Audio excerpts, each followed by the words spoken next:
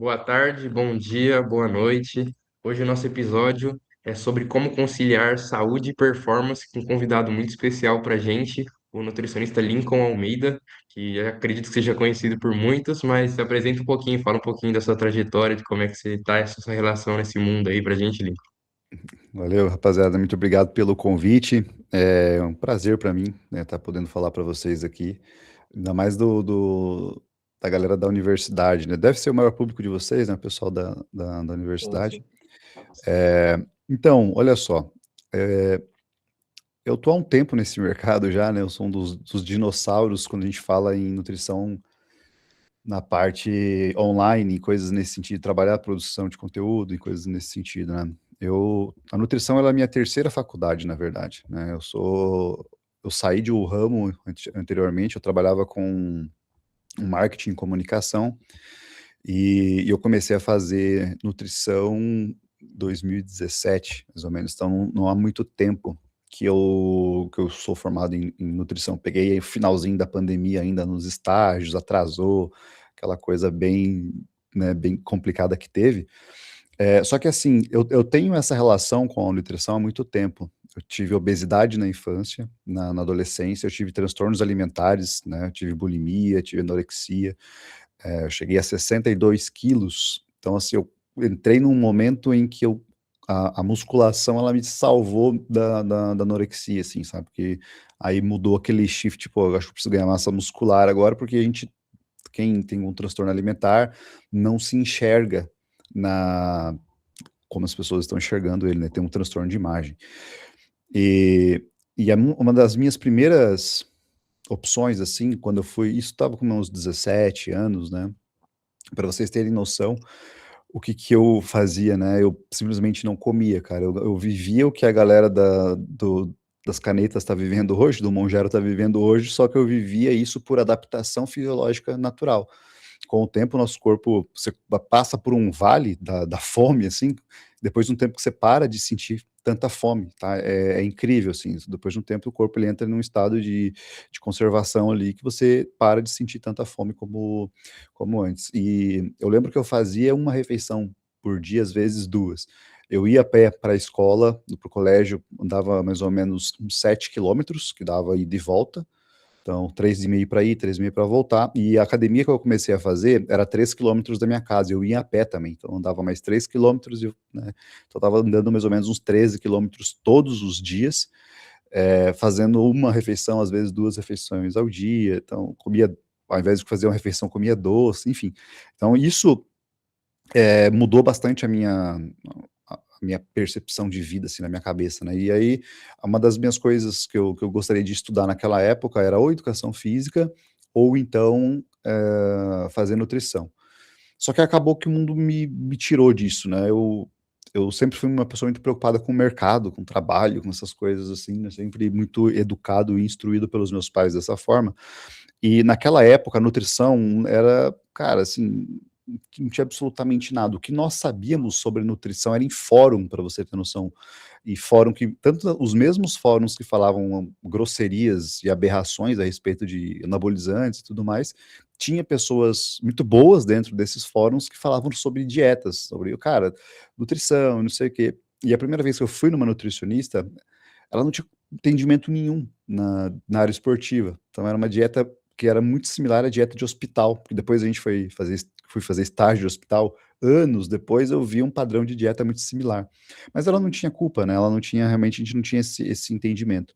Então eu escolhi não fazer, por esses dois motivos. Primeiro, porque eu achava que não enxergava isso ainda, né? Essa área. Só que tinha um fator ainda pior, que na época nenhum homem fazia nutrição. E a profissão relacionada à nutrição era hospital ou UAN, que é a unidade de cozinha. Cara, e assim, eu não me vejo em um hospital, eu não me vejo em UAN também. Então, o que que eu pensava? Eu falei, cara, vai ser muito difícil para mim, eu aqui morando numa cidade, Guarapuava, cidade que eu sou, uma cidade do interior do Paraná, ter um desenvolvimento profissional. Só que, cara, a gente tá falando aí de 2007, né, 2008, então você não tem essa percepção de, porra, o que que é... Eu tinha 16 anos, não tem essa percepção do que era internet, essas coisas. Então a minha relação com a nutrição começou aí. Só que eu escolhi fazer outras faculdades, eu fiz publicidade e fiz administração, fiz as duas juntas, trabalhei nessa área de marketing, de comunicação, e em 2016 eu decidi fazer mestrado na área de comportamento de consumo. E aí o tema que eu escolhi, né, do mestrado foi na parte de comportamento de consumo de produtos orgânicos, de alimentos orgânicos, que eu fui para Curitiba fazer. E aí aquilo voltou tudo, cara, voltou toda aquela paixão, aquela vontade de estudar novamente.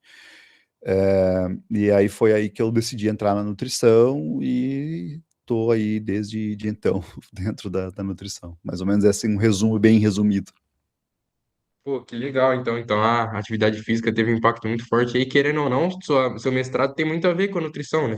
O comportamento de consumo é super ligado com a nossa área, principalmente hoje, que o marketing está super forte, com o Instagram e tudo mais aí presente.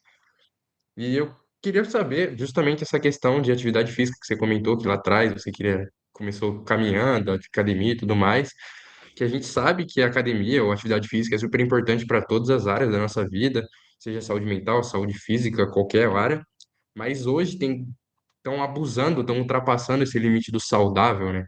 Estão Uhum. chegando a um nível que a atividade física é recomendado não fazer mais atividade física, ainda mais com esse boom da treinamento híbrido e fazer mais de uma modalidade e chega num nível que fica prejudicial para a pessoa. Você consegue definir uma linha? Sei que é uma linha tênue, mas tem algo que você usa para medir, por exemplo, essa pessoa está no nível ok, essa pessoa ultrapassou ou algo assim? Tá, a gente precisa, primeiro de tudo, fazer uma diferenciação bem grande de quem que é o nosso público, de quem que a gente está falando, no caso dessa instrução. Porque, assim, eu atendo ultramaratonista, uma pessoa que corre 50 quilômetros em um dia, várias vezes. Não é que eu atendo maratonista, que a pessoa faz uma preparação e corre 30 quilômetros e ela faz uma puta de uma preparação para fazer 42 e depois fica 2 semanas esgotada, acabada, e eu atendo ultramaratonista, que é o cara que 40 quilômetros para ele é passeio. O cara faz no final de Semanal. semana 70 quilômetros. Então, assim, tá, então a gente tem que entender qual que é o público. Segundo, essa pessoa é uma pessoa que é atleta, seja essa atleta profissional ou amador no nível que ela direcione grandes esforços da vida dela para aquilo e o condicionamento dela, tá? Ou a gente está falando, por exemplo, de uma pessoa que tem toda uma vida profissional e pessoal fora do esporte e tem o esporte. Porque quando a gente traz para a realidade da maioria das pessoas que tem que trabalhar, que tem que estudar, que tem que investir o seu tempo nisso, não é, não é tão simples de ter uma vida esportiva com alto volume de treinamento, porque o alto volume de treinamento ele é treinável. Cara, a gente tem atleta. Putz, se você vê um atleta de jiu-jitsu de alto nível, o cara treina 5 horas por dia. Se você pega um atleta de ginástica olímpica, é 8 horas por dia treinando. De judô, cara, o treinamento de judô é absurdo. Se você pega treinamento de wrestling, cara, são 4, 6 horas pancada, pancada. A gente que tá fora disso, né, às vezes os estudantes também, às vezes vocês que estão ouvindo não podem ter essa percepção porque a gente está dentro de uma bolha da musculação, da bolha do Renato Cariani, do Balestrin, que é treino ali de 1 hora, não sei o quê, do fitness. Quando a gente vai para nutrição esportiva, e aí vou até fazer uma provocação para eles, nutrição esportiva de verdade, de esporte de verdade, que bodybuilding não é esporte, é, enfim, né, é um show de talento, sei lá, aquilo que é. Mas a gente não classifica como esporte, a gente classifica realmente como um evento, né, de beleza, uma coisa mais relacionada a isso do que um esporte. Quando a gente vai para esporte de verdade, olímpico, cara, a diferença é muito significativa do tipo de treinamento que é empregado. Então, quando você vai para esse tipo de atleta, é muito difícil colocar para você, isso aqui é um limite. Se a periodização de treinamento da pessoa está de acordo, tá? Ela não está entrando em overtraining, ela chega no ponto de overreaching funcional e ela tem a reprogramação do treinamento dela, redução de volume, né? Porque o treinamento, ele flutua, né? Para quem não está vendo a minha mão balançando aqui, mas a periodização ela vai flutuar em alto volume, né? Alta intensidade, e ela vai ter as fases de deload. Isso é muito bem calculado, e isso é calculado com a resposta do atleta. Nós como nutricionistas, nós vamos acompanhando o treinamento dessas fases, né? É, se, e se não fosse assim, seria muito difícil de atletas como, por exemplo, a tia Claire Tillman, não sei se vocês já ouviram falar dela, é a maior campeã de CrossFit, 7, 8 vezes campeã do CrossFit Games, que ela já foi para as Olimpíadas como levantador de peso olímpico, tá? E ela foi também para as Olimpíadas de inverno com sled, que é aquele carrinho que fica balançando, as pessoas saem correndo, né? Então, assim, uma pessoa que tem um volume de treino altíssimo, que treinou com volume de treino altíssimo até os 9 meses da gestação, tá? O único ano que ela não foi campeã do CrossFit Games das últimas tempos foi justamente o ano que ela teve a filha, porque não deu tempo de fazer a preparação. Então, assim, são mundos completamente diferentes. O que a gente vê de problema hoje para a população geral quando se fala em excesso de treino? Não é o excesso de treino que está prejudicando as pessoas. São duas coisas. O primeiro é a falta de periodização adequada desse treinamento, que nem você citou o treino híbrido, as pessoas têm um treinador de musculação ou planilha de chat GPT de musculação e planilha e treinador de corrida. E os dois estão extraindo o máximo possível dessa pessoa. E, cara, se você é treinador e a pessoa está falando assim para você, cara, eu quero ficar fitness, eu quero ficar trincado, forte, e o treinador vai tentar extrair isso de você. Aí você chega pro cara da corrida e fala: eu preciso correr mais e mais rápido. O treinador vai fazer isso para você. Aí você chega pro nutricionista e fala: eu preciso emagrecer.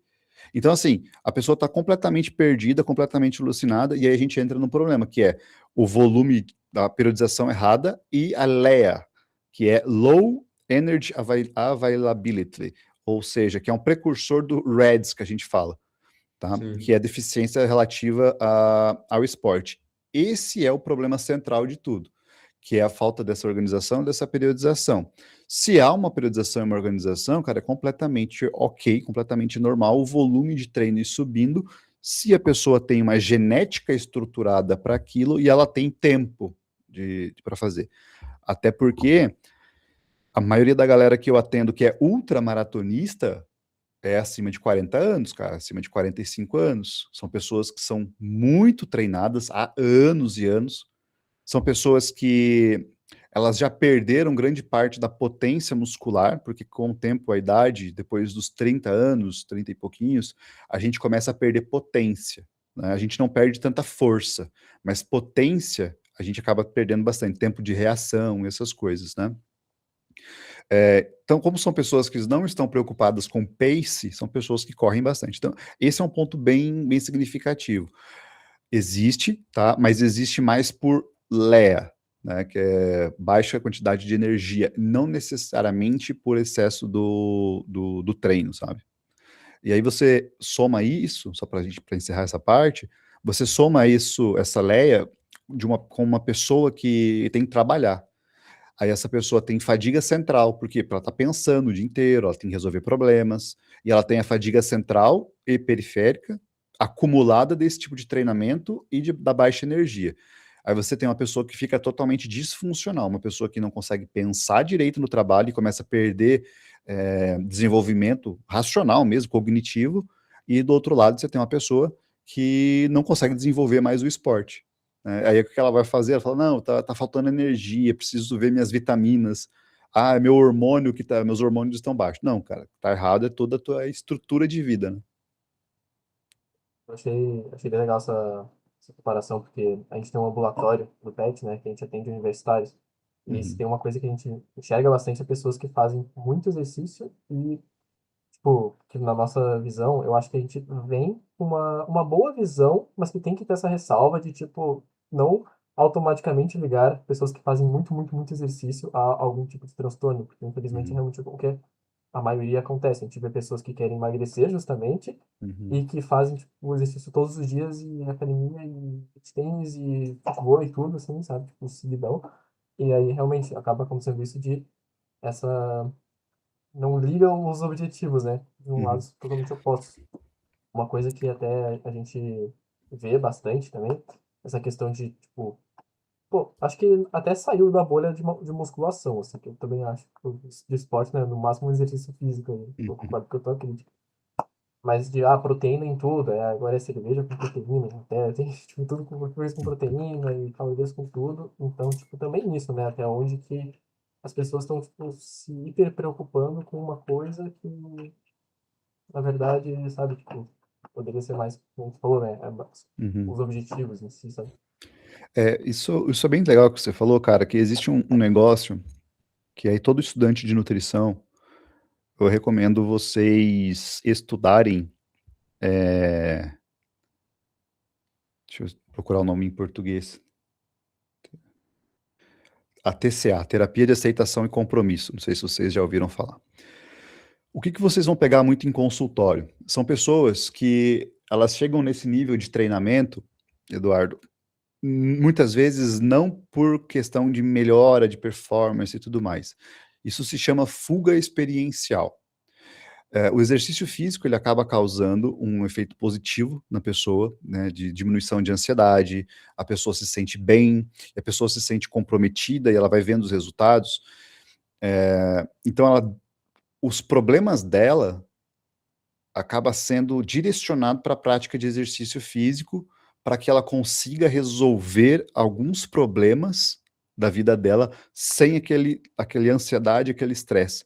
Então ela chega, ela vive a vida dela pessoal e profissional muitas vezes um pouco mais cansada para ser mais objetiva e resolver as coisas de uma maneira mais simples. Porque se ela estiver, entre aspas, com as energias muito carregadas, ela vai descontar o estresse e a ansiedade no trabalho e a vida dela vira um inferno. Então, para muita gente, acaba sendo uma fuga experiencial por exemplo, de uma ansiedade que está cada vez mais comum no dia a dia.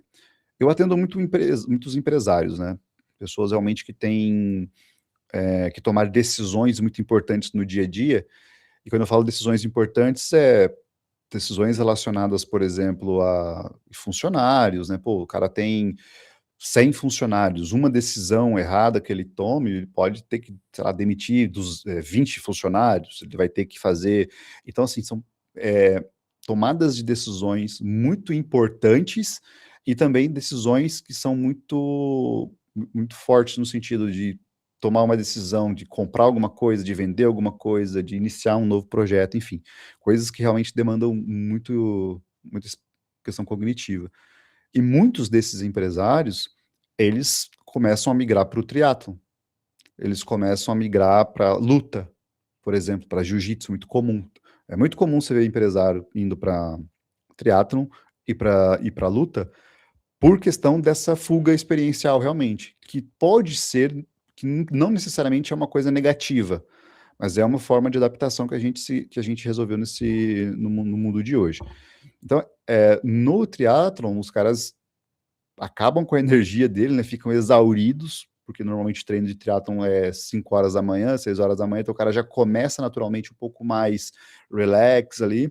E questão de luta é aquela sensação de luta ou fuga mesmo, né? De ameaça que faz com que o cara também tenha essa melhora de respostas no dia a dia. Se você tira isso do cara, uma pessoa que tem um alto volume de treinamento, pode ser que esse cara necessite de algum ansiolítico para ter esse controle por um tempo. Aí entra o problema da lesão, né? Quando você apoia-se diretamente o pilar na lesão, no esporte, uma lesão pode complicar bastante a tua vida. A questão das proteínas que você citou, eu acho fantástico isso, sabe? Esse movimento, e aí eu vou falar agora da parte de marketing, né, da minha construção profissional, porque eu trabalhei bastante com isso, e inclusive comportamento de consumo dos produtos orgânicos foi a área que eu estudei, né, que era muito similar a isso. A gente vê essa ideia das proteínas e aumentando proteína em tudo, isso é um movimento das canetas, né? Isso é um movimento dos agonistas de GLP-1, e é um movimento indireto. O que acontece? A indústria alimentícia ela é extremamente forte. É extremamente forte. A indústria alimentícia é uma indústria muito poderosa. Para vocês terem noção, a indústria alimentícia ela era de uma forma em 1980, e aí era uma indústria que tinha um viés de propaganda muito muito ruim, muito simplista, come isso aqui porque é gostoso, isso aqui não é gostoso, essa era a visão. O que aconteceu? Na década de 1980, uma empresa de tabaco, ela comprou a Kraft, né? E a Mondelez. Não sei se vocês conhecem. Basicamente dona da Lacta, basicamente dona de ketchup, essas coisas.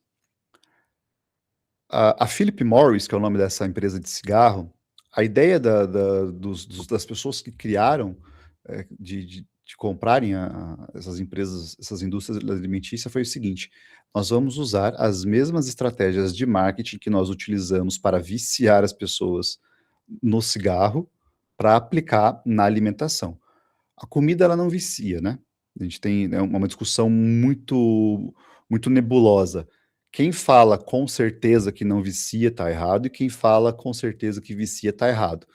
Hoje a gente tem alguns estudos muito bons do Kevin Hall, né? Não sei se vocês já conheceram, já ouviram falar desse pesquisador, um cara que hoje é o cara que domina esse segmento no mundo, que ele fala que calma aí, que a gente necessita de mais tempo. O que se discute hoje é vício em comer, não na comida, mas o vício é em comer. E tudo isso acaba saindo desses movimentos da indústria na década de 1980, quando eles começam a criar cultura de consumo em determinados públicos. Então, por exemplo, o que eles começaram a fazer? Ao invés de eu colocar um produto, um Doritos, para todo mundo, eu não vou fazer isso. Eu vou criar o Doritos e eu vou fazer a propaganda, direcionamento para os mexicanos, os grupos de mexicanos que tem aqui, os imigrantes. Porque isso lembra tortilhas, é algo que eles estão adaptados, a gente vai trabalhando em cima disso. Para os caras que são dos Estados Unidos mesmo, eu vou trazer esses bolinhos recheados, que tinham uns bolinhos que eram bem famosos na época para crianças, esqueci o nome deles. Olhando a Maria, assim, Tipo um desses aí, só que enfim, não lembro o nome, mas era mais direcionado para criança branca. Então eles pegavam esses docinhos e direcionavam as propagandas para criança branca para direcionar o comportamento de consumo, né? Então era sempre uma propaganda de uma criança branca comendo. Quando era de Doritos, era o jovem despojado com uma tendência a ser um pouco mais latino. E eles vão fazendo isso. Então isso foi construído. O que acontece com a proteína hoje é exatamente isso. Movimento percebido pela indústria foi que, cara, as canetas estão cada vez mais acessíveis, as pessoas, de fato, elas vão necessitar não vão conseguir comer tanto. A gente não pode perder esse espaço. O que nós vamos fazer? Nós vamos ver qual que é a maior queixa das pessoas que estão usando. A gente não vai falar para a pessoa, cara, para de tomar isso daí. Não. Vamos entender quais são as principais queixas. Quais são as principais queixas? Déficit de proteína e de fibras. Então, agora, além das proteínas, a partir desse ano que vem, vocês vão perceber, vocês vão lembrar que eu estou falando, tudo vai vir com fibra, tudo. Você vai ver whey protein com fibra, você vai ver absolutamente tudo com fibra. Então, a indústria, ela começa a se apoderar, porque é uma indústria alimentícia, ela é muito, mas assim, quase que não infinitamente, mas quase que infinitamente maior do que uma indústria de suplementação. E ela começa a se apoderar desse comportamento. Então ela vai e começa a falar com influencers, ela começa a falar com marcas e coisas nesse sentido, criando tudo com mais proteína. Ela vai lá na indústria que fabrica o whey protein, e ao invés desse whey protein ser direcionado para as empresas e para as marcas de suplementação, a indústria pega um grande bocado. O preço do whey protein aumentou.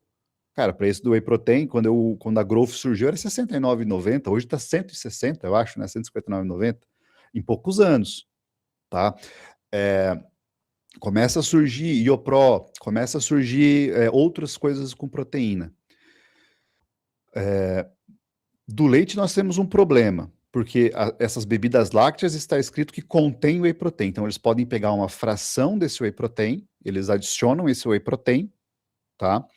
E o resto eles fazem um negócio chamado amino spiking. Eles enriquecem com aminoácidos baratos para que, na hora de fazer o teste da quantidade de proteína, bata 23% de proteína. Isso não significa que aquele produto tem proteína completa. Significa que no teste, que não é um teste de aminoácido, é um teste de proteína, teste nitrogenado, bateu que tem 23%, 23 gramas de proteína. E eles começam a fazer isso em todos os produtos. Eles barateiam a aquisição deles, porque eles fazem aquisições gigantescas, e entregam isso para o mercado em produtos de péssima qualidade, aumentando o valor. Então, eles aumentam o valor. Um iogurte era, sei lá, R$ 5. Um iogurte com proteína é R$ 8,50. O preço de custo quase o mesmo. O iogurte não é tão bom, então eles precisam adicionar outras coisas para aquele iogurte ficar, iogurte não, bebida láctea, ficar mais ou menos saboroso, e assim eles vão ganhando a participação do mercado. Esse tipo de produto com proteína, para mim, é um problema, tá? Estão fazendo isso também com as carnes agora. A JBS acabou de comprar uma empresa gigantesca, tá? Que antigamente o colágeno, como que é feito o colágeno da indústria alimentícia? É o resto, o pessoal não vai gostar de saber, né? Mas é o resto da cadeia do animal, né? Então, externo da galinha, a cartilagem da galinha, o couro do boi, tudo isso é utilizado na indústria do colágeno. A JBS está segurando e criou uma nova indústria. Então, essa indústria ela vai servir para entregar proteína para outra indústria alimentícia, para enriquecer as coisas com mais proteína, vindas dessa proteína que, assim, não é uma proteína de baixa qualidade, a gente pode falar, mas não é uma proteína de boa qualidade e vai servir para enriquecer esses produtos. Então, esse tipo de produto rico em proteína, ele é um problema, tá? Ele é um problema não por conta da proteína, ele é problema por conta da estrutura ultraprocessada por trás desse produto, né? Não necessariamente o produto ultraprocessado é ruim, o whey é ultraprocessado, é um excelente produto, porém a configuração que está fazendo esses produtos ficarem ultraprocessados, ela passa a ser ruim, porque pode aumentar a quantidade de proteína, entretanto, a custo de um intestino ferrado, né, a custo de uma saúde um pouco mais comprometida no longo prazo com a utilização disso. Agora, proteína por si é totalmente seguro, saudável, tem alguns estudos, e é tão tranquilo isso de se falar, que você não percebe mais que esses estudos são feitos com recorrência, né? A gente tem que há sim uma segurança com relação à saúde renal, que não tem, isso aqui é tudo né, são estudos antigos que faziam essa associação, então a gente tem coisas muito atuais e que nem são tão, não ficam tão em cima de produzir mais e mais ciência em respeito disso, porque é uma coisa bem estabelecida. Recomendo a leitura para quem se interessar, os estudos do José Antônio, que fez estudos, inclusive, com 4,4 gramas de proteína por quilo, sem alteração nenhuma nos parâmetros metabólicos e tudo mais. Isso só vai ser um problema quando a dieta não está organizada com fibra suficiente, água suficiente. Enfim, mas aí também a pessoa não precisa comer 4,4 gramas de proteína, né? Só foi um teste, um estudo que ele fez ali, mas, enfim, o excesso não faria mal, esse que é o ponto. Eu acho muito interessante essa questão que você trouxe, que é uma cadeia gigantesca, né? Por mais a gente pensar, por que que o paciente está comendo tanta proteína? Mas o Instagram dele, o blogueiro que ele segue, é Uhum. patrocinado por uma indústria que tem suplemento de proteína, que essa indústria de suplemento de proteína é patrocinada por uma indústria alimentícia. Eu vi, acredito que seja até num podcast seu, que você trouxe que a indústria de saúde e bem-estar tinha passado à indústria farmacêutica, né? Em tamanho, em crescimento, que é algo absurdo, assim, né? Porque a farmacêutica sempre foi uma indústria muito grande. E outra coisa que você falou que eu achei muito interessante, que eu nunca tinha parado para pensar, é sobre aquela fuga lá atrás. Você falou da ansiedade, que muitos empresários estão Uhum. entrando. A gente vê bastante empresário fazendo triatlo, indo pro jiu-jitsu. E eu nunca entendi. Eu faço jiu-jitsu também, eu corro, não sou triatlo ainda. E eu nunca entendi do porquê dessa vinda. E eu queria saber se você acha algum ponto negativo, porque os esportes estão sendo trazidos em ondas, né? Foi o CrossFit, teve um boom gigantesco, aí veio a academia, boom gigantesco, fisiculturismo, aí entrou a corrida, todo mundo começou a correr, aí veio o triatlon, aí agora tem o Hyrox. Tem os Uhum. benefícios, claro, que muita gente está podendo experimentar vários esportes, aí talvez a pessoa se encontre ali no esporte que ela gosta mais ou algo assim, mas também tem o ponto que não dá. o tempo certo para você manter aquilo. Por exemplo, a pessoa entrou numa academia, ela fez 4 meses, ela está começando a pegar a técnica ali, como é que faz, como é que funciona, entendeu o corpo dela, ela vai e muda para corrida, que é um estímulo completamente diferente, que é outro tipo de treino. Aí ela vai e muda para o triatlo, que já é um pulo gigantesco, né? Uma pessoa que corre 5 km semanais querer fazer triatlo, geralmente o pulo é grande. Você vê algum malefício nessa modinha dos esportes ou é só trazendo É, pessoal? eu acho assim, é, quando, mais uma vez, vai muito do público, né? Depende do objetivo da pessoa, né? Se a pessoa tem um objetivo muito estipulado, ela quer determinada coisa, assim, mas a gente tem que entender que a prática de atividade física, a prática de esportes, de exercícios, ela tem que ser, ela é parte da vida da pessoa como algo para promover o bem-estar e a saúde dela, não necessariamente para tornar ela atleta de alguma coisa. Então, o objetivo dessa pessoa é manter-se ativa. Se ela está sendo bem acompanhada com, por exemplo, se ela vai num box que tem a Hyrox, se ela está sendo bem acompanhada, se ela está fazendo uma assessoria de corrida bem acompanhada, com as periodizações certinhas e tudo mais, eu não vejo problema absolutamente nenhum. O que eu vejo das pessoas tentando defender, você pô, saiu da musculação, fez ali 3 meses, não se decide o que você quer, não sei o que. Tá, mas primeiro, o profissional de educação física e o profissional nutricionista não tem absolutamente nada a ver com a vida da pessoa. Nós estamos ali para prestar um serviço, um atendimento do que a pessoa está fazendo e não para ficar imputando a ela um estilo de vida que ela deva seguir. Entendeu? As pessoas tendem a nos procurar devido ao estilo de vida que a gente segue, elas veem algumas coisas interessantes, elas vêm naturalmente para esse estilo de vida, porque elas se comunicam com isso. Mas o que eu vejo basicamente de quando as pessoas falam contrário a isso, elas estão tentando defender o pão delas, elas estão tentando defender que aquilo que elas gostam é melhor e fica politizado. Então, quando você vê pessoas da musculação falando mal do CrossFit, você vê uma coisa politizada. Porque muitas das vezes o que essas pessoas estão fazendo elas estão pegando experiências de pessoas, algumas experiências de um grupo de pessoas que foram ruins e utilizando isso como uma verdade absoluta. Da mesma forma que aqui do galera do CrossFit pode falar, cara, musculação é chata para um caramba. Fica lá, todo mundo vai numa academia, todo mundo usando, sei lá, fica se olhando no espelho, ninguém treina, só se olha no espelho. Porque estão pegando exemplos de algumas pessoas que fazem isso. E aí estão tentando vender o peixe. A minha percepção é assim, cara, escolhe aquilo que você está gostando, que te faça permanecer ativo, encontre alguém, algum profissional que consiga te guiar nisso para que você faça de maneira saudável. Você vai ver pessoas que. Aí a galera fica, pô, toda hora. Tem caras, por exemplo, agora, beach tênis. Pô, os caras falavam mal do beach tênis. Agora tá surgindo o pádel. Aí a galera vai começar a estar falando mal do pádel também. Aí triatlon falam mal. É que, na verdade, a pessoa tenta defender aquilo que ela. Né, isso é politização. Como tudo no Brasil, tudo é extremamente politizado.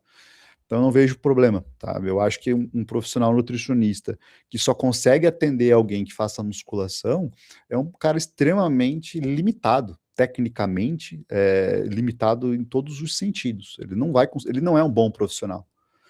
Da mesma forma, quando eu vejo profissional de educação física, quando o cara quer começar a correr e o cara fala, não, você tem que parar de correr, não sei o quê. Eu acho que esse é um profissional extremamente limitado. Tá? Porque ele está colocando o objetivo dele na frente do objetivo da pessoa. Ele está falando o seguinte: você vai ter o corpo que eu quero, com o treino que eu quero. A pessoa fala: não, cara, mas eu não quero, nem tô ligando para corpo, cara. Eu só quero treinar bem aqui, fazer uma corrida, tá? Ter uma saúde cardiovascular, porque a gente tem que ter as duas, né? Não basta ser, né, fazer só o treino de força. E aí eu acho que fica politizado. Essa é a grande questão, sabe? É uma politização mesmo. Olha, eu acho um ponto muito interessante, assim, a gente vê bastante essa briga, assim, né, de musculação e crossfit e tal, e daí os crossfits são os caras que só correm na rua, e daí os crossfits falam que os fisiculturistas ficam se olhando no espelho, no final das Uhum. contas. isso acaba, na minha visão, até prejudicando o pessoal que só que tem uma vida normal e quer praticar um dos esportes, porque acaba vindo esses dois lados negativos e desincentivando as pessoas até a fazer esses esportes, né, ou essas atividades, enfim, né? E queria também, né, te perguntar, tipo, quanto que acho que a musculação principalmente, junto obviamente com redes sociais, tudo acho que já é claro para todos que as redes sociais afetam muito o jeito que nós olhamos para Uhum, corpos, tanto os nossos como os alheios, assim. Mas o quanto que talvez esse mundo extremamente fitness, às vezes, não bloqueia as pessoas de acharem algum esporte que talvez uhum, elas realmente gostem, porque elas estão preocupadas em ter um shape. Então talvez a pessoa vai uhum. deixar de fazer uma luta, uma dança, ou um futebol da vida, porque ela está ocupada, porque o esporte dela é academia, porque ela tem que construir um corpo, sabe? Se tu É, encontrei isso sim, na tua prática. é, isso é bem comum, tá? A pessoa começa a fazer um determinado esporte, o corpo dela muda e ela para de fazer o esporte que ela gostava bastante, porque ela não compreendeu que o corpo é construído com o estímulo que você dá. Então, isso é. E eu vou falar assim, eu tive essa experiência, né? Eu sempre fui um cara que é, treinei força, CrossFit, fiz um período muito curto voltado à estética, e eu comecei a me dedicar ao jiu-jitsu. Eu comecei a perceber que, pesado do jeito que eu tava, eu tinha uma incidência maior de lesão, me machucava demais, ficava muito cansado, então eu baixei 12 quilos, cara. E teve uma piora significativa na simetria muscular. Só que o meu condicionamento melhorou absurdamente. A minha força é basicamente a mesma. O que mudou foi aquela pressão, né, de peso, sim, mas a força que eu digo aqui, eu era muito mais forte para levantar, fazer um levantamento terra, né? Claro, fazer o supino e tal. Eu fiz o levantamento terra, eu fazia com 220 na época de powerlifting. Hoje, eu sei lá, eu devo fazer com 100 e alguma coisinha ali, só que a força transferível para o jiu-jitsu é completamente diferente. Antes eu era muito mais forte, eu não transferia para o jiu-jitsu. Hoje eu sou mais fraco para levantar carga, mas eu sou muito mais forte no jiu-jitsu por questão de força transferida. É, então, isso acaba mexendo muito com a cabeça das pessoas, que se mexeu comigo, que sabia e fiz essa transição sabendo tudo isso, as pessoas que são um pouco mais leigas e não têm esse conhecimento, elas acabam ficando muito mais mexidas com isso, tá? Então tem que ter essa consciência, tem que saber. A minha percepção dos últimos anos é que o fisiculturismo, até alguns poucos anos, talvez na época da pandemia, ele foi muito positivo para as pessoas. As pessoas foram aprendendo sobre exercício físico, as pessoas foram tendo alguns espelhos. Foi uma época que o Musi cresceu muito, né? O médico Paulo Musi cresceu muito, trazendo esses tipos de informações e tudo mais. A época que o Cariano apareceu também mais, né? Foi muito positivo nessa época para muitas pessoas. Só que agora eu percebo que essa curva ela começou a decair. A presença do fisiculturismo hoje, ela, para mim, ela é mais problemática do que benéfica na vida das pessoas, tá? Porque a produção de conteúdo virou em torno de corpo inalcançável, esteroides anabolizantes e piada em cima de esteroides anabolizantes. Se vocês pegarem aí em 2010, 11, vocês eram crianças ainda, tinha um cara chamado Ziz, não sei se vocês já ouviram falar do Ziz. O Ziz, nessa época, ele era, assim, ó, em nível de, não em nível de corpo, jamais, mas em nível de mídia para a época, que era muito menor, mas em nível de mídia para a época, ele, tipo, seria um Sebum, assim. O pessoal assimilou bastante ele com o Gunley, né? Principalmente pelos Isso. desfechos recentes. É. Ele era, assim, cara, só que, velho, se você olha o corpo dele hoje, é um corpo de um cara normal, de Instagram. Não é aquele cara absurdo, assim. E isso é muito problemático, cara, porque a gente olhava aquele corpo dele e falava, caramba, cara, isso aqui é impossível de ser conquistado. A gente não tinha nem noção se com as drogas certas você ia conseguir aquilo. E hoje virou uma coisa muito factível assim para grande parte. E isso faz com que as pessoas comecem a ter essas visões, isso faz com que a piada, o meme do esteroide, ele acabe mascarando a ideia de problemas que traz a saúde, não, porque são poucas pessoas, e eles vão fazer isso pro resto da vida, cara, como aconteceu com o Gunley que você citou, que teve aquele problema que parecia ter uma origem um pouco mais genética, que foi potencializado, obviamente, pelos problemas, os caras eles ficaram quietinhos, né? Eles estavam quietos. Primeiro eles estavam falando que era insulina, não, porque a insulina, o cara não sabe usar, ele é burro. Essa era o direcionamento das respostas. Depois, não tem nada a ver, tá aí, ó. Ele morreu porque ele já tinha um problema de coração. Então eles procuram sempre manobras para justificar essas coisas. Cara, de todos os esportes que existe, até porque não é esporte, que a gente falou no bodybuilding, eu atendo, cara, já atendi pessoas que praticam rugby aquático, tá? Eu já atendi pessoas que fazem trilha eu esqueci o nome do esporte agora, mas basicamente é um dos esportes que mais gasta calorias, até por sinal, que é uma trilha na neve, que a pessoa coloca um esqui e vai fazendo trilha na neve, assim. Trail, snow ski, uma coisa assim. De todos esses, cara, o único que eu não atendo é bodybuilding. Não atendo. A última pessoa que eu fiz uma preparação de bodybuilding, o cara ficou com um shape insano, ficou muito legal. Só porque era um amigo meu que me pediu, e eu falei pra ele, cara, não vou fazer mais. Porque vai muito contra os meus valores, uma preparação. Vai muito contra, cara, vai muito contra. E assim, as pessoas falam, nenhum esporte é saudável. De fato, nenhum esporte é saudável, um esporte nível competitivo, nenhum esporte é saudável. Mas na minha visão, nenhum se põe à risca, a vida à risca tão intensamente, a não ser esportes como, né, por exemplo, os caras saltando de paraquedas, essas coisas assim, né, os caras do Red Bull e automobilismo, aquelas coisas mais malucas assim. Mas esportes, digamos, de mainstream, a maioria, enfim, a maioria segue essa premissa e eu não atendo por conta disso.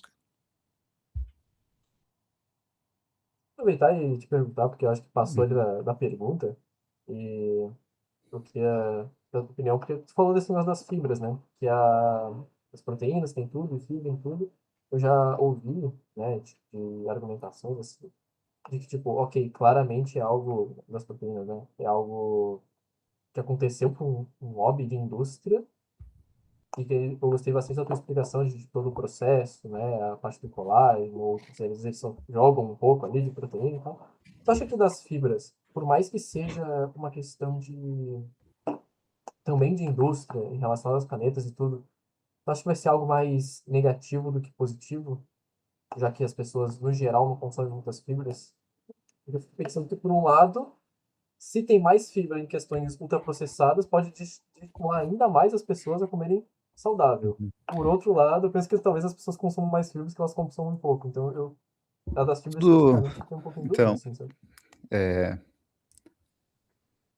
se a gente tivesse uma qualidade de fibras e qualidade de insumos, seria ok. Só que você só vai ver isso em produtos que são muito mais caros, tá? Na década de... Olha as histórias aqui. Em 1994, 93, mais ou menos, eles criaram uma batata frita sem calorias. Não sei se você já ouviu falar dessa Não, história. não vou ver. Eles criaram uma batata frita, tipo Pringles, assim. Ela era totalmente sem calorias, com sabor e tudo mais. E aí foi pro mercado. Essa batata frita, cara, começou a causar uma diarreia, assim, em todo mundo que comia. Todo mundo que comia, esse produto causava diarreia. O que que era o produto?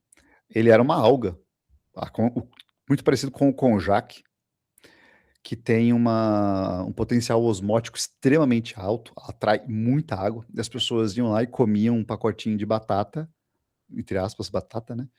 E cara, ficava com diarreia, diarreia, diarreia. Isso é uma fibra, né? Acaba caindo como fibra, que é o glucomanã. Muito possivelmente, aumentar a quantidade de fibras de alguns alimentos vai fazer com que muitos desses alimentos tragam colaterais significativos para as pessoas. Tem gente, se você pega pessoas que têm o intestino saudável, pessoas que conseguem, que são muito tolerantes à lactose, muito tolerantes a FODMAPs, né? Essas pessoas elas vão até tolerar tranquilamente esse tipo de produto. Mas agora, se você pega uma pessoa que tem mais sensibilidade intestinal, que virou um padrão por conta do padrão alimentar das pessoas, então vocês saindo da faculdade, se começar a atender, vocês vão ver que o que mais a gente atende é para pessoa com problema no intestino, cara, intestino desregulado, por padrão alimentar ao longo dos anos, tá? Aí você pega a pessoa e coloca fibra para essa pessoa, de uma fibra que é uma fibra barata, que se encontra em qualquer lugar, essa pessoa vai começar a ter muitos colaterais. Então ela tende a não consumir tanto aquelas coisas ali, sabe? Então a indústria ela vai precisar encontrar, muitas vezes, algum tipo de fibra para enriquecer a fibra, mas muitas vezes não vai ter muito, não vai ter um papel muito significativo para a questão de microbiota e tudo mais. Por que que eu falo isso? Tem muita gente que acha que toda fibra é prebiótico. Nem toda fibra é prebiótico, né? Prebiótico é fibra, mas nem toda fibra é prebiótico. Então, a partir do momento que você coloca prebiótico para a pessoa, você sabe que existe um grau de tolerância. Se você vai colocar inulina, se você vai colocar frutoligosacarídeo, galactoligosacarídeo para essa pessoa, ela vai ter um efeito prebiótico, porque a microbiota vai fermentar, vai obter os ácidos graxos de cadeia curta, vai estar tudo certo. Entretanto, se você coloca prebiótico para uma pessoa que tem uma leve intolerância, eu não estou falando nem que tenha síndrome do intestino irritável, que tenha desbiose, que, nada. Ela tem uma leve intolerância, aquela pessoa que come um feijão e já fica um pouquinho, não tô tão bem, a pessoa vai passar muito mal. Então, assim, tudo vai depender da característica que eles vão colocar. Se você pega lactulose, que é a lactulona, é uma fibra industrial, é uma fibra extremamente barata. É possível se criar uma fibra, tá, artificial a fim de enriquecer esses produtos e no fim das contas pode ser que não tenha efeito nenhum. A lactulose, lactulose é utilizada há muito tempo para constipação. Só que ela fermenta muito. E como ela fermenta muito, acaba trazendo desconforto. Aí deixou de ser tão utilizada para se utilizar mais os PEGs. PEG 4000, PEG 3500, Munvilax, PEGlax, que são os laxantes osmóticos diferentes. Mas só que voltando ali, a lactulose é uma fibra artificial, cara. Então tudo depende assim da configuração, sabe? O que eles vão colocar e o que eles vão descrever que eles vão colocar. Sim, e fica até difícil pro nutricionista depois, e eu acho, claro, né, cheguei depois, né, que nem tu falou, depois desse boom, estaria mentindo se eu não dissesse que eu faço nutrição depois Renato Uhum. Cariani, e assim, vendo o Felipe Donato, do Ralu, vendo os podcasts de nutrição, foi aí que eu me interessei por ler livro e tal. Mas, questão da proteína, então, tipo, quando eu entrei já tinha proteína, né? As Uhum. coisas já vinham, né? Imagino que antes, talvez tivesse um apelo às pessoas consumirem, né? E é das fibras que hoje a gente vê, ainda mais em consultório, no nosso ambulatório ali, universitário, também de questão de fibra, né? E aí, agora, tendo esse movimento, os nutricionistas vão ter que saber realmente ter toda essa explicação, que eu achei maravilhosa, de, do porquê agora que os nutricionistas, se não fica aquela coisa, porque antigamente precisava comer fibra, agora tudo tem fibra e os nutricionistas falam que Uhum. não pode mais comer fibra. Não, tem toda uma explicação por trás, né? Uhum. Então, Tem que comer a fibra, você tem que identificar qual a fibra que você vai ter que ingerir. Porque colocar tem que comer fibra é muito, cara, é muito geral, assim. É a mesma coisa que você falar, você precisa aumentar o consumo de gorduras. Tá? Então, a gente tem gorduras saturadas, poliinsaturadas, monoinsaturadas, ômega 3, ômega 9. Então, é a mesma pegada de fibras, a gente segue aí.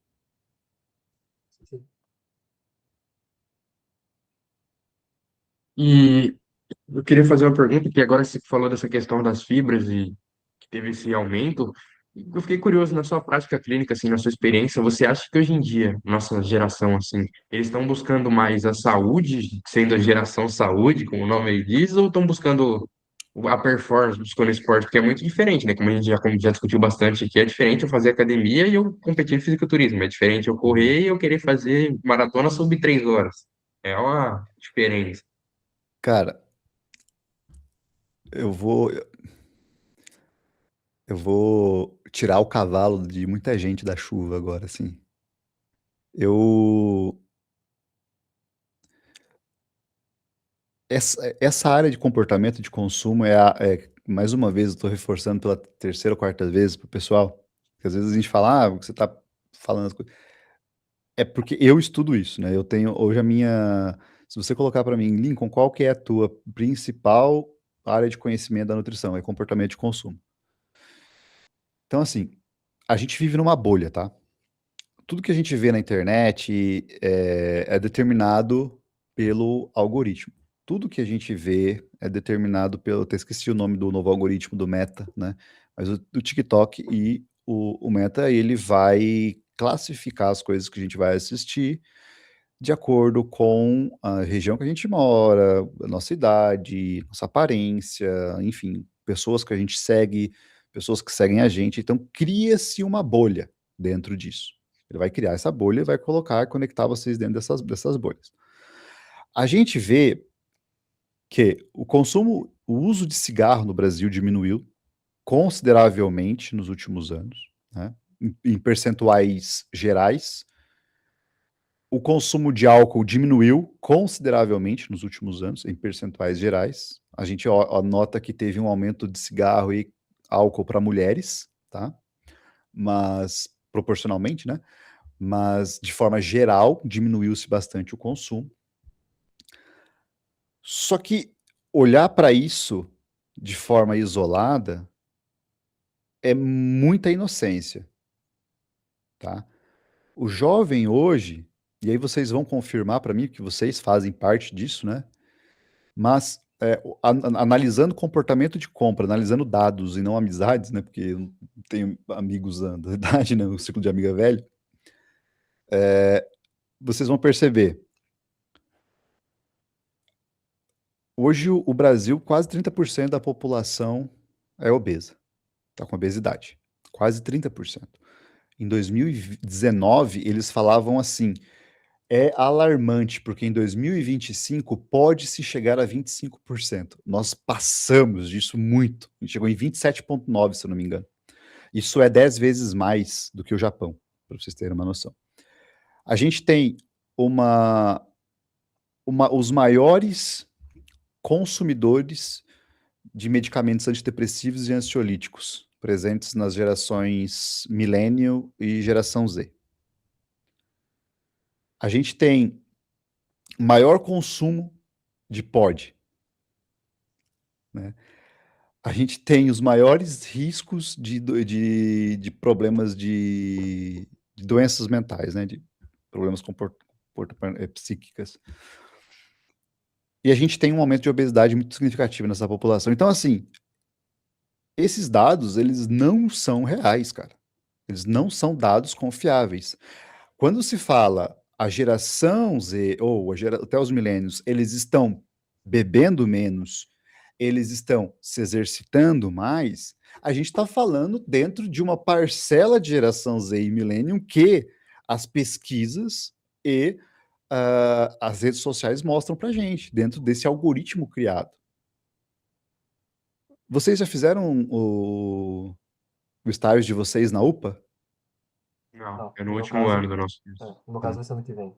Aí vocês vão ver e vocês vão entender que não é assim.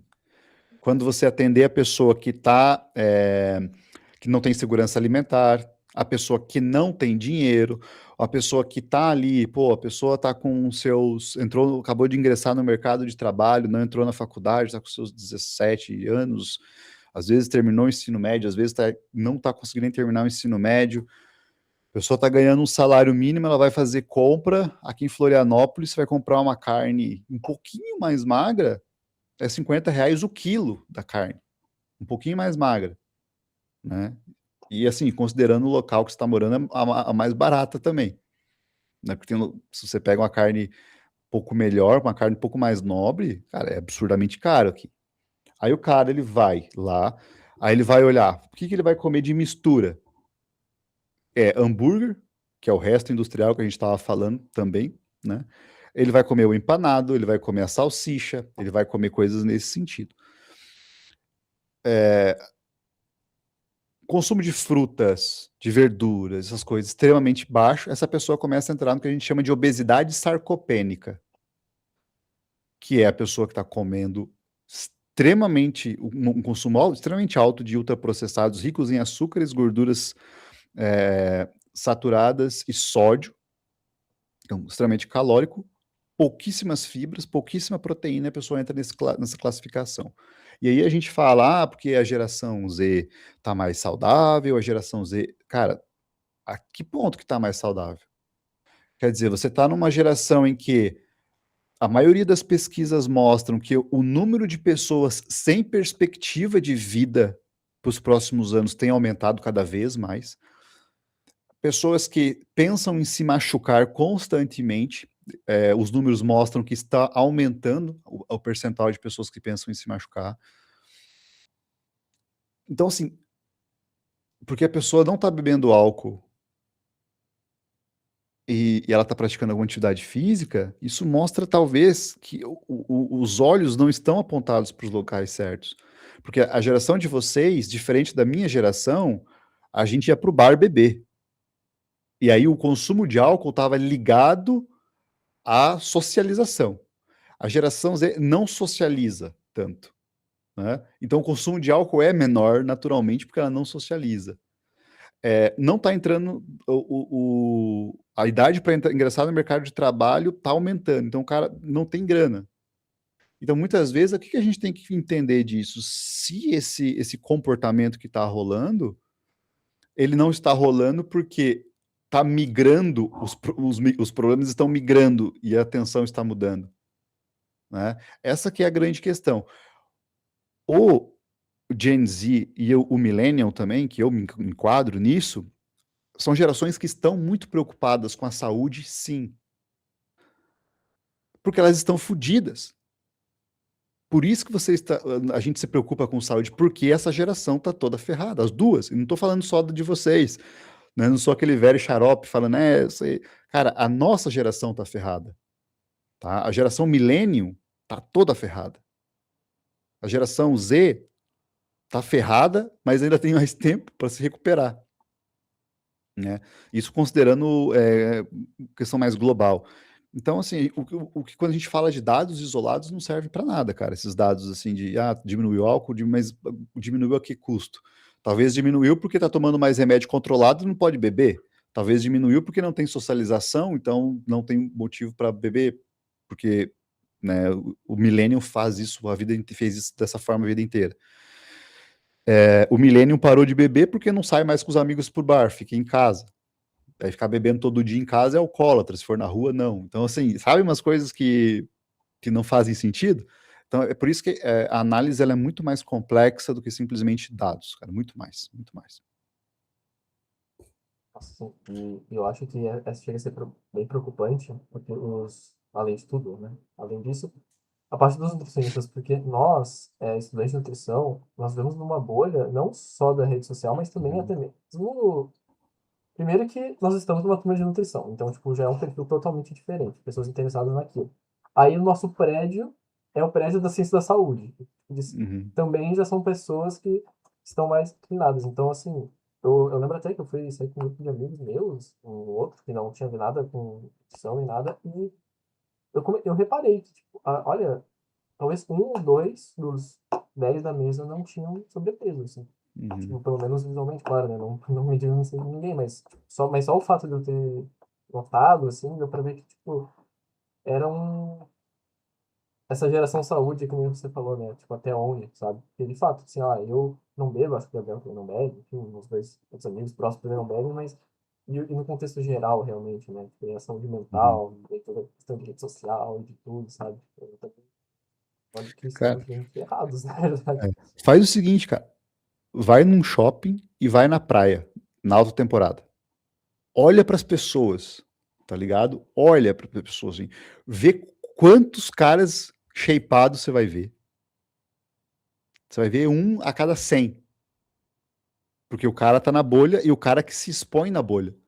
Se você vai no shopping, você vai ver alguém se preocupando com o que tá comendo. Os caras estão comendo Mac, casquinha. Você acha que os caras estão preocupando com macros? Você acha que ele se preocupa que o sorvete não é sorvete, é sobremesa e é cheio de gordura?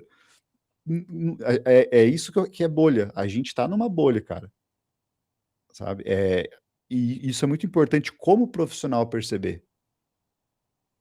Porque a nossa área de atuação, que vocês, não sei se vocês vão mais para a área esportiva, mas a nossa área de atuação é essa bolha. Então a gente tem que cuidar e olhar para essa bolha. Muitas vezes, quando eu comecei a atender e produzir conteúdo e falar, algumas pessoas me cobravam falando, cara, mas você está falando isso é caro, as pessoas não têm acesso a isso. Mas isso não é um problema meu. E aí não é querer ser um arrogante, é porque eu uso o Instagram como uma forma de trabalho. Então, se eu estou produzindo conteúdo de trabalho, eu tenho que produzir conteúdo para quem se interessa no meu trabalho. Eu não sou responsável por política pública. Então, assim, muitas vezes vão querer colocar nas costas do nutricionista responsabilidade de política pública, que não é nossa. Não é nossa responsabilidade que o preço do steak frito do frango é R$ 2 e o peito de frango quilo é 19. Não é nossa culpa isso, não é nossa responsabilidade. E nem por isso eu vou tentar encaixar um steak de frango para a pessoa, porque é mais barato. Não faz sentido.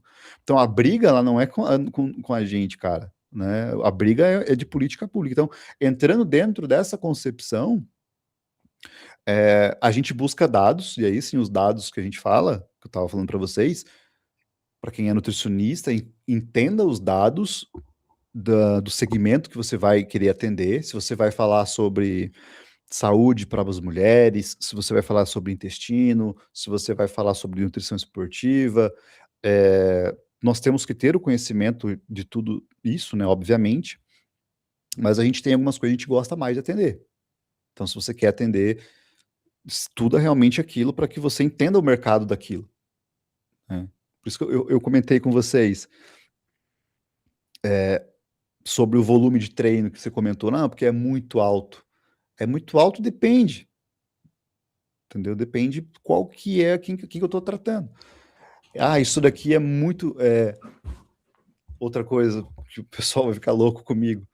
Vai seguir a calculadora do Get. Cara, vocês não vão usar essa porra, cara. Vocês não vão usar. Entendeu? Você vai fazer você vai fazer um cálculo dietético para a pessoa aproximado. A pessoa vai fazer aquele cálculo que foi criado há 3 décadas. Ela não vai perder peso porque naquela época os cálculos foram montados em cima de uma estrutura de vida completamente diferente da estrutura de vida de hoje, em que as pessoas ficam home office sentado o dia inteiro e fazem exercício 1 hora por dia, e que nem a manivela mais do carro abre e nem a escada sobem.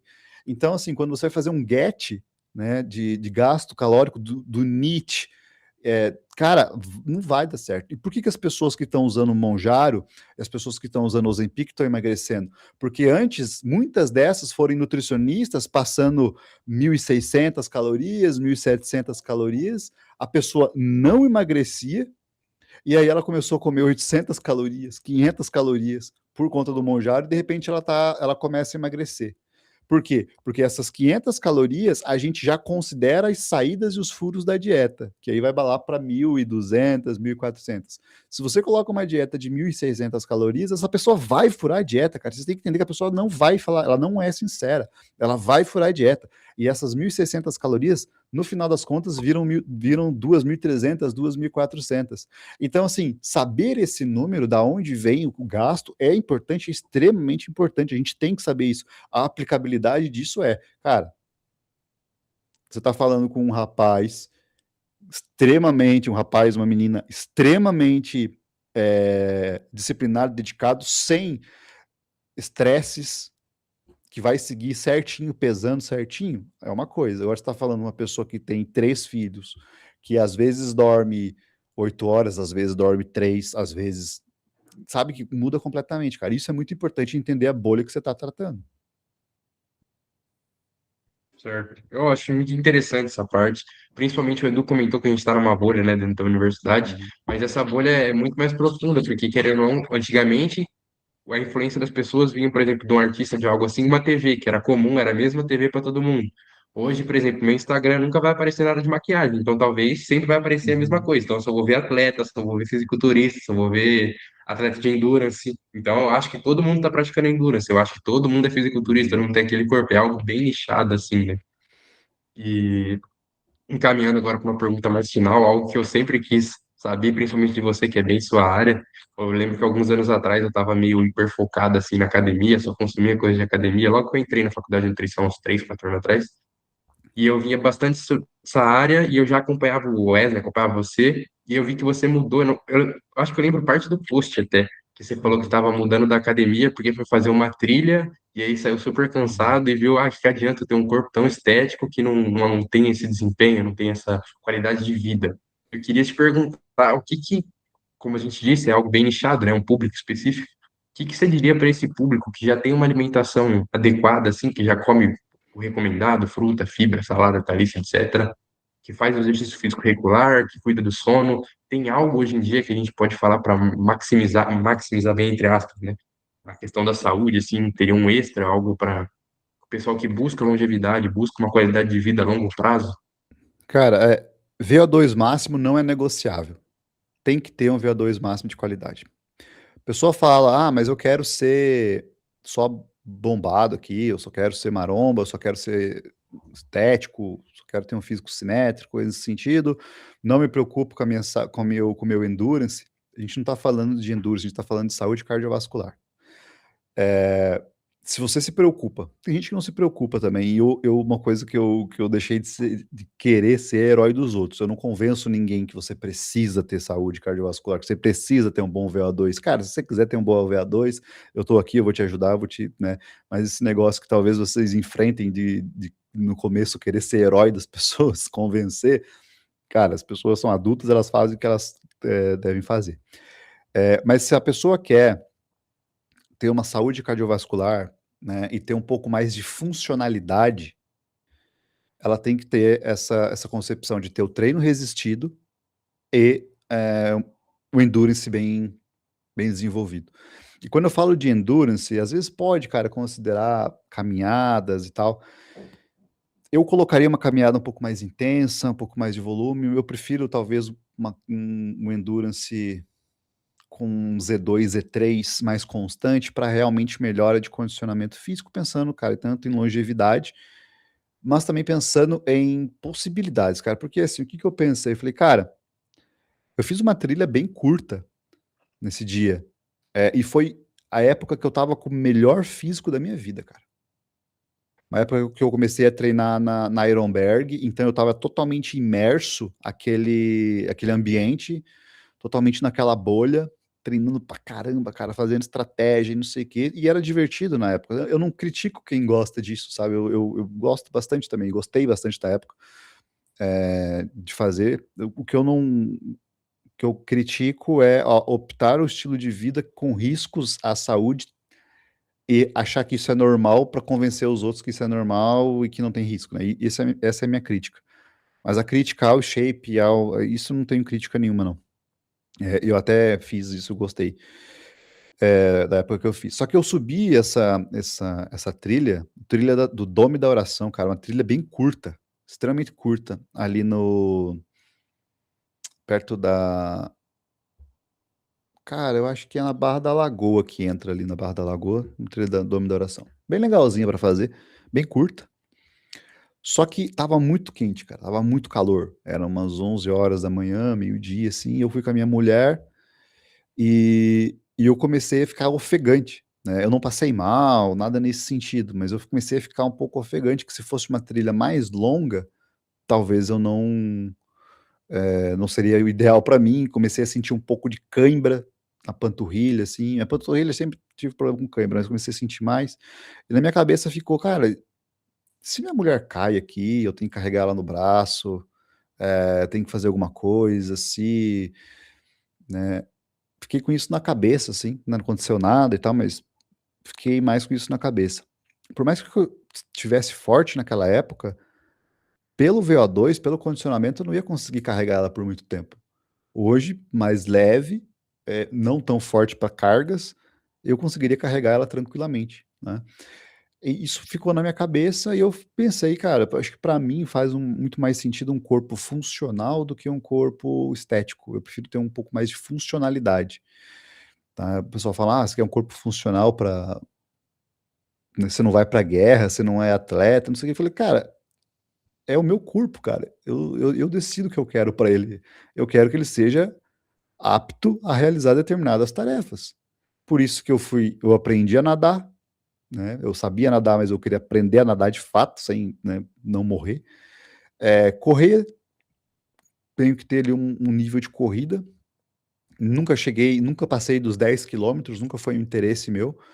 Meu interesse sempre foi, cara, se eu precisar correr mais de 10 quilômetros para fazer alguma coisa, eu tô no lugar errado, né? Então, eu preciso correr bem, pelo menos uns 2 quilômetros muito forte, uns 5 quilômetros abaixo de 20 minutos e uns 10 quilômetros ali, menos de 50 minutos, uma hora, já vai ser suficiente para eu ser um cara bom, bem condicionado para ter segurança de alguma coisa. E ter força, né, para fazer barra, para conseguir levantar, supinar as coisas, fazer agachamento, levantamento terra, essas coisas que eu gosto de fazer. E foi essa minha percepção, de ter um corpo mais funcional que responda muito bem. Então, a ideia de fazer isso, das pessoas é entenderem o seguinte, cara, você vai ter que ter um corpo mais forte, né? Porque corpo forte está associado a menor chance de diabetes, menor chance de lesão quando é idoso, menor chance de osteoporose, menor chance de, cara, doenças, né, obesidade e tudo mais. A gente tem que ter um bom VO2 também, tá relacionado a menor chance de doenças cardiovasculares, né? Porque nem sempre a pessoa que, e a gente vê muito isso na prática, né? Na prática e mostrando por aí, nem sempre uma pessoa que é necessariamente forte e com baixo percentual de gordura tem uma saúde cardiovascular boa, né? Mesmo que natural. Nem sempre isso aí. Então a gente tem que fazer esses dois. Não tem como escolher uma coisa ou outra, tem que fazer as duas, cara. É inegociável isso. Eu acho que é isso, Lincoln. Muito obrigado pela presença, muito obrigado pelas palavras aí. Gostei bastante do podcast. Acho que o Edu também. Muito obrigado pela presença aí, Edu. Espero que a gente possa ter mais vezes. Quer passar suas redes sociais aí? Acredito que boa parte do pessoal já deu de seguir, mas fala aí suas redes sociais, onde que você está atualmente trabalhando, produzindo conteúdo. Cara, eu que agradeço o convite. Sempre que precisar, podem contar comigo aí. Minhas redes sociais é lincoln.almeida no Instagram e no YouTube tem canal do Lincoln Almeida. Não estou produzindo tanto lá, mas tenho as expectativas de voltar a voltar a produzir conteúdo. Eu estou em Florianópolis, eu atendo exclusivamente online hoje, cara. Desde a da pandemia ali, decidi que esse seria meu novo estilo de vida. Então eu atendo exclusivamente online hoje. Certo? É isso. Muito obrigado, pessoal. Não esqueça de seguir o Lincoln lá nas redes sociais. Segue a gente aí também, deixe seu like. É isso. Muito obrigado.